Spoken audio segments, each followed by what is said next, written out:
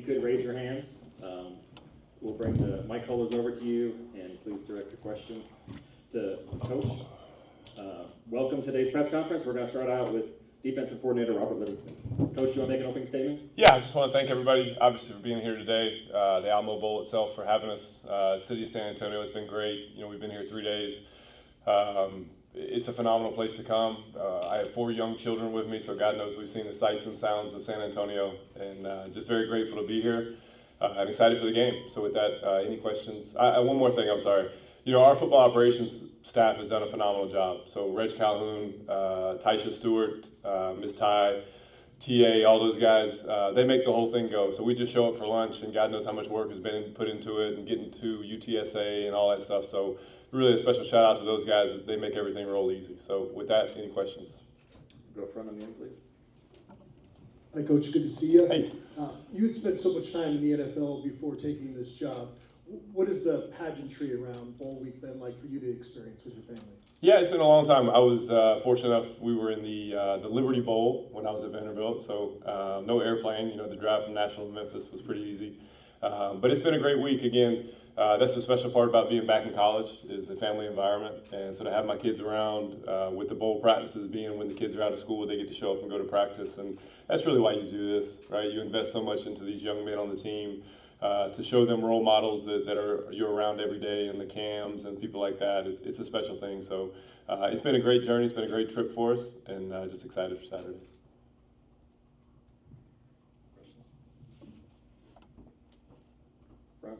Front two. Hey, good to to see see you. you. Good to see you. When you came in, you clearly wanted to mold your scheme around what you had in place, and now kind of reflecting back on it, did you check every box that you wanted to as far as how you guys played this year and the improvements that you made throughout the season, and maybe what is left to come moving forward? Yeah, I think the unfortunate part of this profession is you're never finished. So there's always, I wish I would have done this or that moment. It's been a great ride. It's a testament to the players, to the staff. They make my life really easy. We talk about it all the time. Next year's version probably won't look like this because we'll have new players. The right, wrong, or indifferent. This is 2024 college football. People are going to come. People are going to go. So you got to have the ability to adapt. So I think that's a huge part of what we'll do is look at the guys we have, look at how we did it this year, and a lot of it will be the same, but there'll be some changes as well. Hey, Coach, Merry Christmas. Merry Christmas to you. You got some new guys in at practice with the early enrollees. I'm curious how those guys look to you and if anyone specifically has stood out. Oh, it's still too early. It's a huge head start for them. It's a great way to kind of get to know them and be around them. I think people always maybe act a little bit different on an official visit, players and coaches alike. So to see what they like, when they're tired, when they're working, both in Boulder as well as here. Really excited, for the 6 practices they get that are extra going into spring ball. Those are invaluable. So it's a great start for them, and they get to be a part of this as well. I think that's a special thing. I think too often we forget, these are 18 to 22, 23-year-old kids. This could be, the last time they go to a bowl game, heaven forbid. So to go through this, and obviously the way they do it here is phenomenal. It's top shelf.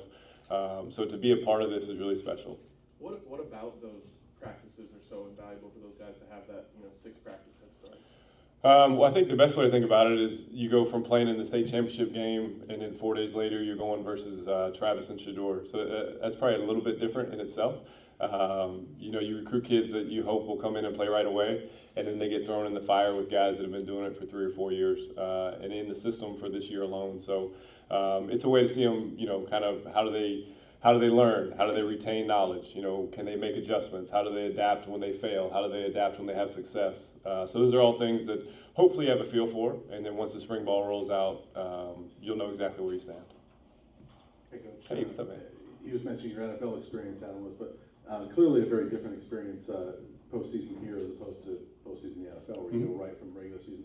How have you dealt with kind of the disjointed nature of you take some time off and there's guys in and out, and how do you feel like the team has handled it?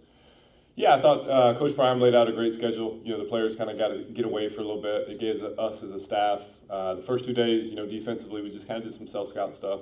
What have we done well? What is BYU going to see when they see us? And then welcome to transfer portal 2024, right? So you find yourself watching a lot of kids. Right, wrong, or indifferent. That's the world we live in. So that's been key, you know, and it's also selfishly, it's a great way to kind of see what other teams are doing. Everybody has people they respect in this profession. You know, in college, if the off season for me starts with what Notre Dame does defensively, because I think the world of Al Golden. So it's a great way to kind of get a head start on some of that stuff. You know, hey, what are the schemes that, you know, maybe we can implement next year? So it's been fun. With that being said, you get to be home every night. You get to be a husband. You get to be a dad. You get to see your kids. Gymnastics lessons and things like that. You know, the real world stuff. So we did that for 2 weeks, then we got back to it. So it's been a great process. Again, it's a testament to Coach Prime, kind of the schedule that he laid out, you know, so the guys are fresh once it comes to game day. Coach, we had BYU in here just before you guys. Okay. They shared their excitement to not only face you guys, but also the firepower that you have. When thinking about what you've seen from them so far on tape and what they've been able to do this season, what are you most looking forward to against BYU?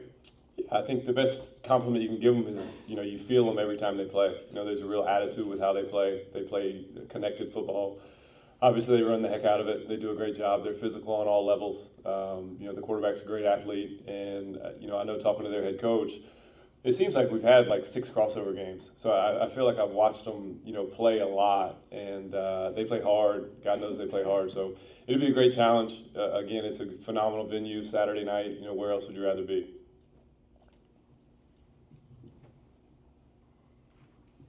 Clearly, with your NFL experience, you have a lot of great connections, and you're going to have a crop of guys here going to the NFL who are maybe projected as mid, late, maybe undrafted guys, tweeners. Coach Prime talks about how guiding players to the NFL is one of the bedrocks of, you know, one of the parts of the bedrock of this program. How involved do you intend to be on behalf of some of those guys, maybe getting in touch with coaches, scouts, et cetera, things like that? Yeah, I'll vouch for those guys to anybody. Again, they just, you know, gave us 6 months of the hardest thing they can do. And they put us in this position. You know, we're here because of the players we have. And yeah, I'm pulling for them. You know, I'll pick up the phone and call anybody because they've answered the bell for us. So I think obviously the more guys that have success, the more guys want to come. That's the selfish part about college football. Let's be honest with each other. You know, if you get 4 guys drafted, then more players are going to come play for you. That's just the way it goes.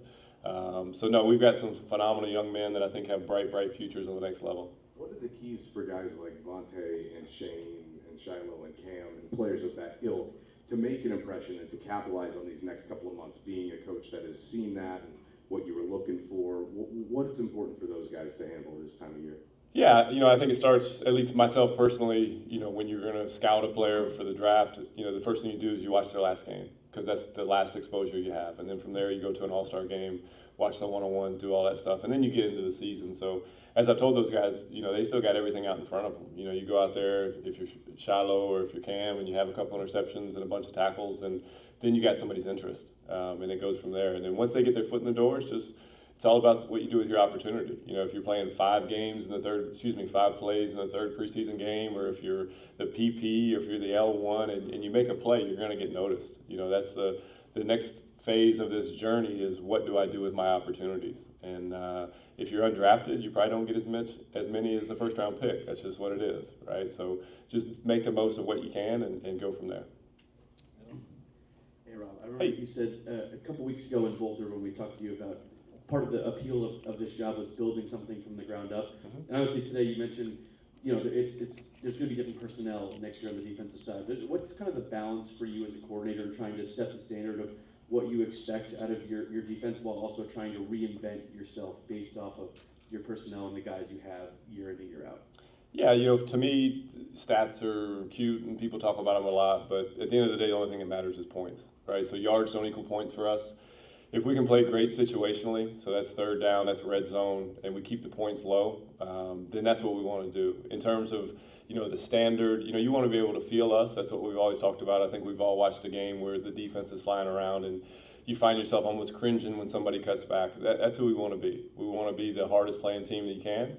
And then, you know, you're going to have 5 or 6 players that can impact the game. So how do you get those guys shots? You know, Steph Curry's going to take a 3 every 4 or 5 times down the floor. It's just what it is, right? So if you got a great pass rusher, let's let them rush, right? If you got a great cover player, let's let them cover. And if they get hot, keep feeding them. You know, I think we can make this game harder than it has to be. But it starts with the people and it starts with the personnel. Let's go 2 more questions, one in the middle. Hey, Coach, it's Merry Christmas to you and the fam. Thanks, man. You too. I appreciate it. you mentioned that obviously there will be new players obviously on the defense next season, and that secondary in particular, it'll look a lot different. Obviously, Travis, Cam, Shiloh, and others. How confident are you kind of in the potential of, some of the young guys in that secondary, Colton, Carter, DJ, and obviously some of the other guys? Yeah, I'm super excited just to see their growth from the beginning of the year, this year, to where they're at now, and knowing where they can go. I know I've said it before, I think Kevin Mathis is as great a teacher as anybody I've ever been around. So I have no problem that the corners, they're going to flourish, they're going to do well. If somebody doesn't mess up the safeties, then they'll do well too. So no, it's exciting. Anytime you have young players that have been a part of it, that know what it's supposed to look like, they know how Travis works. We've talked about it before. Anytime your best player is your hardest worker, that equals culture, right? So they've just seen that for a year, and then now they saw him walk away with the Heisman Trophy. So if you need to be pushed, then you probably haven't been paying attention, right? So now it's your job. We're in a relay race, and the baton has been passed to you, bud, and it's going to be what you do from there. So it'll be an exciting spring. I'm sure we'll add some more people, and I think competition obviously brings the best out of everybody. So it'll be fun. That's your final question. Thank you, Coach. Thanks. Coach Sherman?